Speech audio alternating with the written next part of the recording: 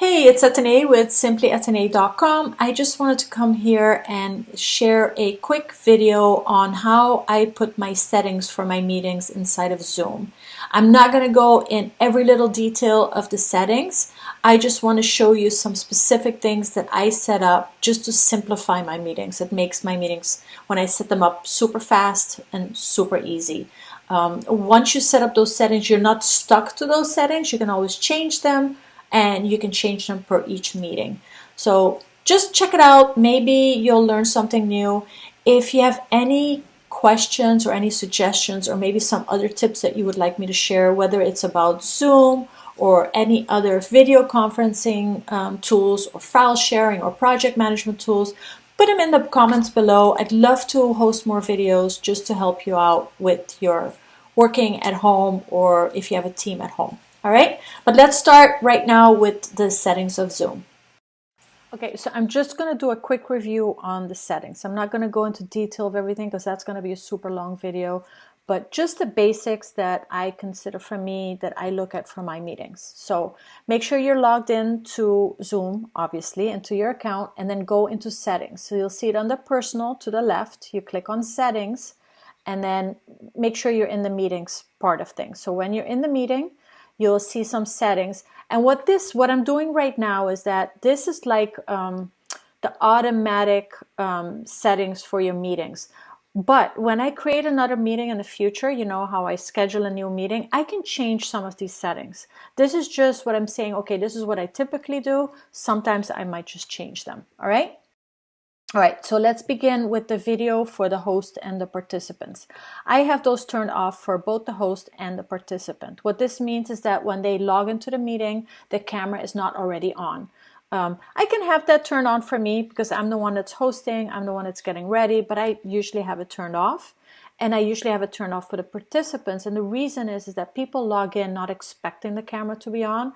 So for their respect, I just have that turned off so they can log in, get comfortable, get ready for the meeting. And once they're ready, they just click that, video on, and then the camera will turn on. The audio file, I give them both options because some people like to tune in through their phone, and sometimes people will just do the audio through their computer. So I'm just giving them the option. Okay, join before the host, meaning they can come into the meeting room before you're there. That can be on or off. It's just a personal matter, a personal taste. That is all entirely up to you. Use my personal ID when scheduling a meeting. I have those on. I really am not going to go into much detail for that. Let me see. Require passport for people joining a meeting. You can turn that on if you want passwords, or just have it off and then manually turn those on. Then, here's one. Chat. Allow participants to send messages visible to all participants. I have that yes, so there can be a chat box. Turning on. Prevent participants from saving chats. So if you don't want them to save the chat on their own, you can check that box. Private chat. That means that they can have conversations within themselves. So typically when the chat is on, they can chat with the host, the co-host, and everybody else. Now, if you have this turned on, they can go through the list and find somebody and just click on that person and just have a one-on-one conversation. That typically I have to turn on. It's all a matter of personal preference and what type of settings your meeting is going to be. Auto-saving chats is that it's automatically saving the chats. I have that turned on. When people join or leave your meeting, you can have like some sound that comes in. Now, who do you want for that sound to come on? Just for you or for everybody else? That's entirely up to you. Or you just want to turn it off, you can turn that off too. That's fine. And the same thing with when each participant joins by telephone, do you want to play their own voice? Meaning that if they call in with their phone, they can speak their name, and then the name will be spoken when they join the meeting. I typically don't have that.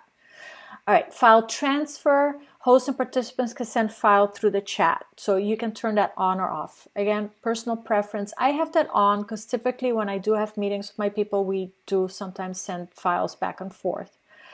Feedback, I'm going to switch that for a little bit.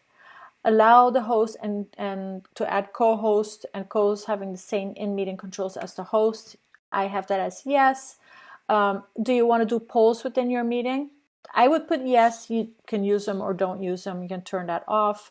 Allow host to put attendee on hold. I have that on yes. For whatever reason, maybe there's a disruption with their connection or whatever, you can put them on hold. Allow show meeting control bar during a meeting. I have that turned on. Show Zoom windows during screen sharing. I have that turned on. And then screen sharing, I have that turned on, meaning that you can share your screen. Now you can have it where you're the only one as the host can share your screen, or that all participants can share screen. That's entirely up to you. Now, if all hosts can share the screen, you have the option of who can start sharing when someone else is sharing. So for example, let's say you're in a meeting with 3 people and Jane is sharing her screen, but now I want to share mine. Okay, so I can just literally take over because I'm the host. But can you do that vice versa? So if I'm sharing a screen, is it okay if Jane just takes over my screen? If you click that here, you're giving her permission. Anytime, another person wants to share a screen, they can take over your screen. Again, personal preference. Do you want annotations? You can turn that on. Do you want a whiteboard in your meeting? You can turn that on, and then you can turn on the auto save. So as soon as you have done a whiteboard session, you can manually save it, or it automatically saves it for you. And there's a couple of other things you can go in here. For example, virtual background. Do you want to have a virtual background for your participants? You can turn that on or off.